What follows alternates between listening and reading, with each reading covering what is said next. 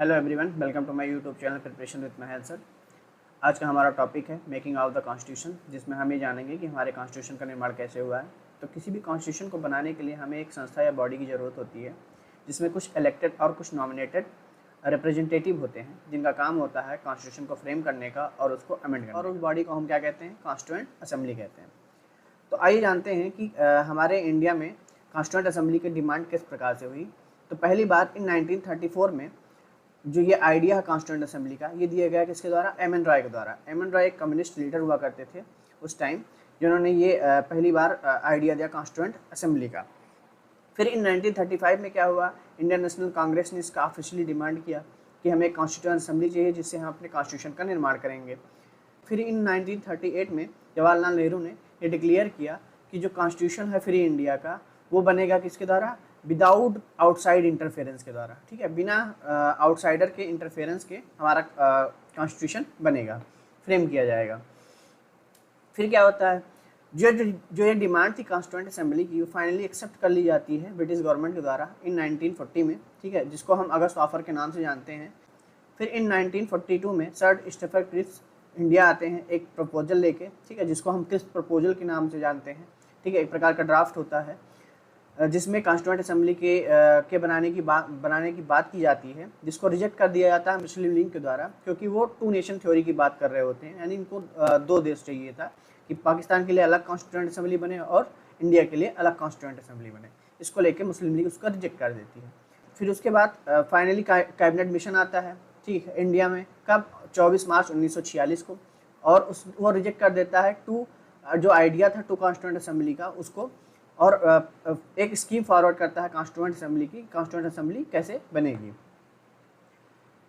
अब आते हैं इसके कंपोजिशन के बारे में, आते हैं कॉन्स्टिट्यूएंट असेंबली के। उससे पहले हम जानते हैं कॉन्स्टिट्यूएंट असेंबली बनी कब। तो कॉन्स्टिट्यूएंट असेंबली बनी इन नवंबर 1946 में। ठीक है, मार्च में आए थे, 24 मार्च को आई थी कैबिनेट मिशन, उसने एक प्रपोजल रखा था। और कॉन्स्टिट्यूएंट असेंबली बनी कब? नवंबर 1946 में। ठीक है, किसके द्वारा बना? By cabinet mission plan. ठीक, कैबिनेट मिशन ने एक प्लान दिया था, उसके तहत बना। ठीक है, इसमें 3 मेंबर थे, स्टीफन क्रिप्स, ठीक है, पैथिक लॉरेंस और एबी अलेक्जेंडर। ठीक है, इन तीन थे। ये कई बार प्रीवियस ईयर के क्वेश्चन में पूछे गए हैं कि कैबिनेट मिशन प्लान में कितने लोग थे और उनके नाम क्या क्या थे। तो हमको ये नाम याद रखना बहुत इंपॉर्टेंट है। फिर आते हैं इसकी कंपोजिशन के बारे में जानते हैं। तो पहला था, टोटल जो स्ट्रेंथ थी कॉन्स्टिट्यूएंट असेंबली की, वो थी 389। ठीक है, जिसमें 296 सीट्स क्या थी? ब्रिटिश प्रोविंसेस की थी, और 93 सीट्स प्रिंसली स्टेट की थी। ब्रिटिश प्रोविंसेस वो प्रोविंसेस थे जिस पर ब्रिटिश रूल कर रहे थे डायरेक्टली या इनडायरेक्टली।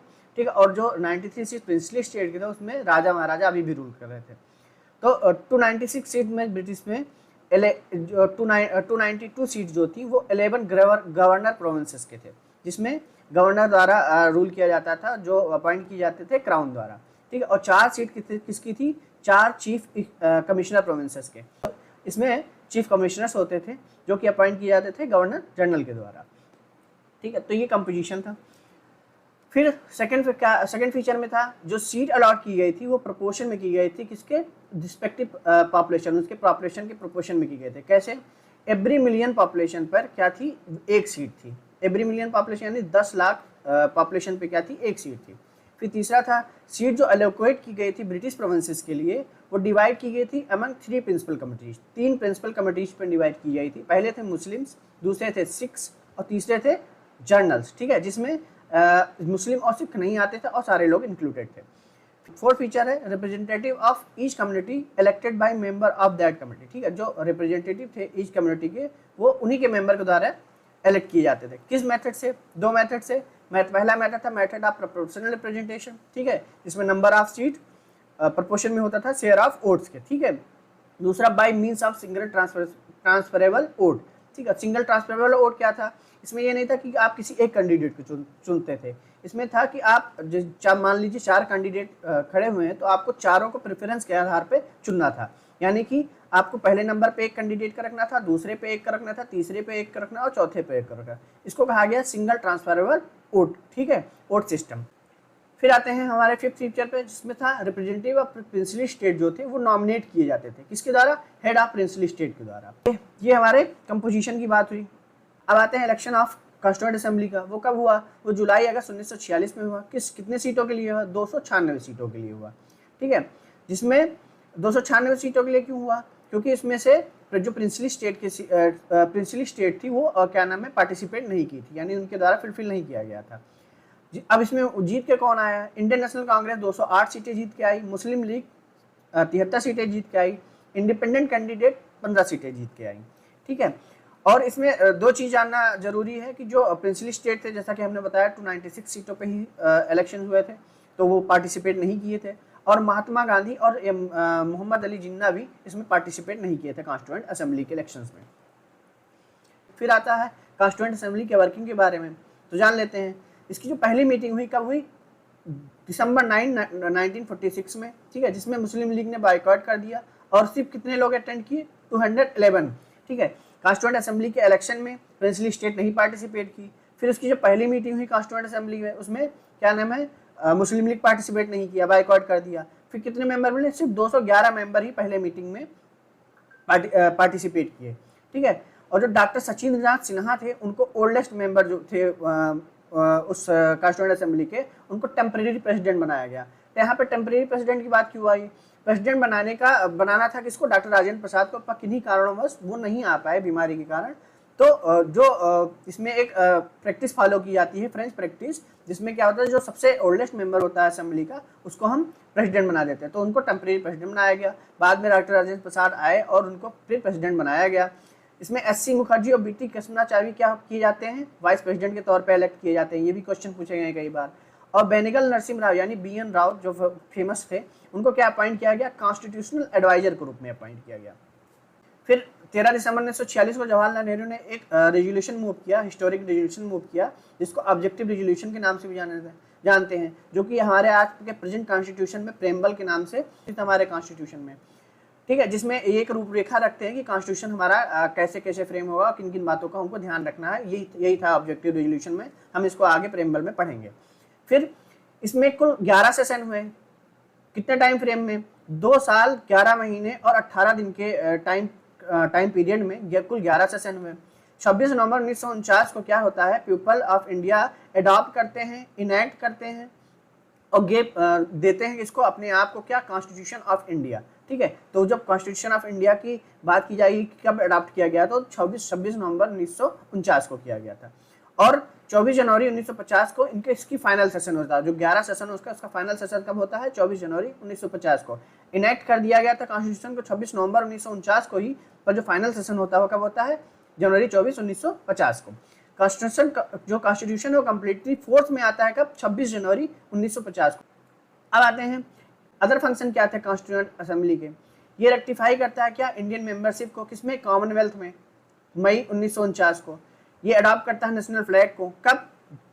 जुलाई 22, 1949 को।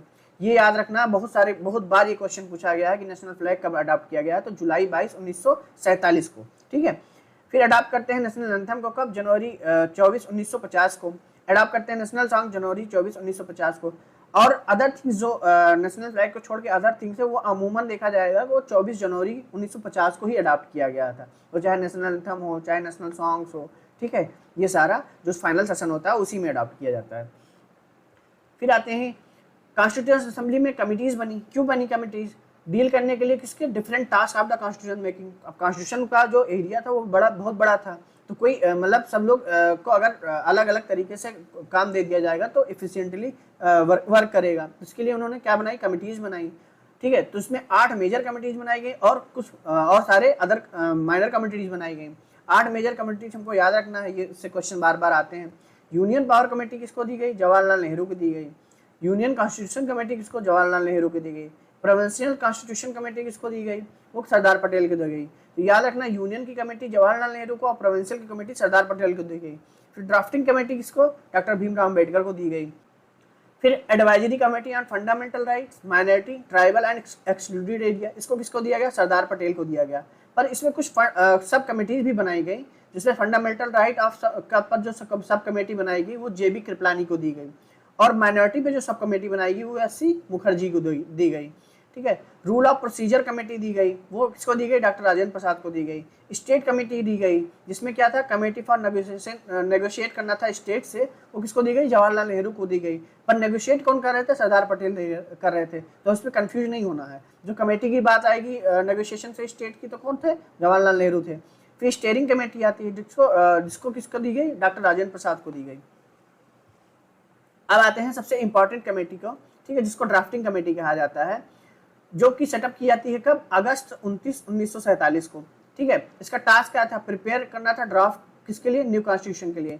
मान लीजिए सारी कमेटीज की फाइंडिंग्स आ गई थी कलेक्टिवली, ठीक है, और उसको क्या करना था, इन लोगों को कौन सी चीज़ें रखनी है, कौन सी चीज़ें नहीं रखनी है, और उस पर डिस्कशन करके क्या करना था, उसको फाइनलाइज करके एक ड्राफ्ट तैयार करना था एक नए कॉन्स्टिट्यूशन के लिए। तो उसमें कितने मेंबर थे, उसमें 7 मेंबर थे। कौन कौन थे, इसके नाम याद रखना जरूरी है, बहुत बार क्वेश्चंस में पूछे गए हैं इनके नाम को, ठीक है, मैच करने को भी आया है, और किसी एक नाम को मिसिंग करके और पूछा गया कौन इसमें नहीं पार्टिसिपेट किया, इस तरीके से क्वेश्चंस पूछे गए हैं, तुमको याद रखना है।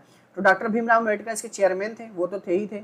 फिर एन गोपाल स्वामी आयंगर, ठीक है, अल्लाद कृष्ण स्वामी अय्यर, डॉक्टर के एम मुंशी और सैयद मोहम्मद सादुल्ला, ठीक है। और छठे नंबर पे कौन थे, एन माधव राव, ठीक है, ये रिप्लेस करके आए थे, ये भी याद रखना है, BL मित्र को, जो क्या करते हैं, रिजाइन कर देते हैं, तो उसकी उनकी जगह कौन आता है, एन माधव राव आते हैं। TT कृष्णावाचारी भी आते हैं रिप्लेस करके किसको, DP खेतान को। क्यों, क्योंकि वो DP खेतान की मृत्यु हो जाती है। फिर जो फर्स्ट ड्राफ्ट होता है इसका ड्राफ्टिंग कमेटी का, वो कब पब्लिश किया जाता है, फरवरी 1948 को। अदर फैक्ट जानते हैं, इंपॉर्टेंट फैक्ट जानते हैं इसके बारे में। जो first draft of the constitution है, उस प्रिपेयर किसके द्वारा किया जाता है, वो BN राव के द्वारा, जो कॉन्स्टिट्यूशनल एडवाइजर थे, उनके द्वारा तैयार किया जाता है। ओरिजिनल ड्राफ्ट में रहता क्या है, 243 आर्टिकल्स रहते हैं और 13 शेड्यूल्स रहते हैं। फिर दूसरा है, इसमें 3 रीडिंग्स होती हैं इसमें ड्राफ्टिंग कमेटी की। कौन कौन सी, फर्स्ट रीडिंग होती है नवंबर 4 से लेकर नवंबर 9, 1948 तक। फिर सेकंड रीडिंग होती है 15 नवंबर 1948 से लेकर 17 अक्टूबर 1949 तक, ये सबसे लंबी होती है, और ऊपर वाली फर्स्ट रीडिंग सबसे कम की होती है। थर्ड रीडिंग कब होती है, 14 नवंबर 1949 से लेकर 26 नवंबर 1949 तक, और 26 नवंबर को ही क्या किया जाता है, कॉन्स्टिट्यूशन को पास कर दिया जाता है और अडॉप्ट कर लिया जाता है, जिसको हम पहले भी पढ़ चुके हैं। क्यों किया जाता है, 26 नवंबर को ही क्यों किया जाता है, उसके पीछे का रीजन था, पूर्ण स्वराज का डिक्लेरेशन दिया गया था लाहौर के 1929 के सेशन में, ठीक है, जिसमें ANC इंडियन नेशनल कांग्रेस पूर्ण स्वराज की मांग करती है। उसी को कॉमरेड करने के लिए 26 नवंबर 1949 को के दिन ही कॉन्स्टिट्यूशन को अडॉप्ट कर लिया जाता है और पास कर दिया जाता है। फिर आता है थर्ड, 1946 में डॉक्टर अम्बेडकर को इलेक्ट किया जाता है eastern part of undivided Bengal से। यानी कि जब कॉन्स्टिट्यूएंट असेंबली का निर्माण हुआ तो डॉक्टर अम्बेडकर कहाँ से इलेक्ट होकर आए थे, eastern part of undivided Bengal, यानी जो बंगाल डिवाइड नहीं हुआ था तब, उससे इलेक्ट होकर आए थे। पर जब बंटवारा हो जाता है इंडिया पाकिस्तान का, तो उनको वहाँ की सीट छोड़नी पड़ती है और उनको पुणे की सीट जो बॉम्बे प्रेसिडेंसी में आती थी, वहाँ से उनको इलेक्ट किया जाता है। वैकेंट कौन करता है, EMR जयकर उसको वैकेंट करते हैं, ठीक है। और डॉक्टर अम्बेडकर के बारे में एक बात और है कि भारत रत्न दिया जाता है उनको कब, 31 मार्च 1990, यानी आज़ादी के बहुत साल बाद, ठीक है। मौलाना आज़ाद जो कॉन्स्टिट्यूएंट असेंबली में थे, वो प्लीड करते हैं किसके लिए, एडल्ट फ्रेंचाइजी के लिए। एडल्ट फ्रेंचाइजी क्या, सबको जो एडल्ट हो गए हैं, 15 साल के ऊपर हो गए हैं, उनको क्या नाम है, वोट देने का अधिकार हो, इसके लिए प्लीड करते हैं। अब आते हैं कुछ कमेंट्स किए जाते हैं, उनको जानना बहुत जरूरी है, कई बार क्वेश्चन में पूछे जाते हैं कि ये कमेंट किसने दिया था। तो in their nationalist reaction the founding father of Indian constitution tend to minimise the importance of minority interest and emotion. ये किसके द्वारा किया गया था, सर आइवर जेनिन के द्वारा। फिर दूसरा है constituent assembly was Congress and Congress was India, यानी कि कॉन्स्टिट्यूएंट असेंबली जो थी वही कांग्रेस है और कांग्रेस ही क्या है, इंडिया है। ये किसने कहा, ग्रेवलिन ऑस्टिन ने कहा।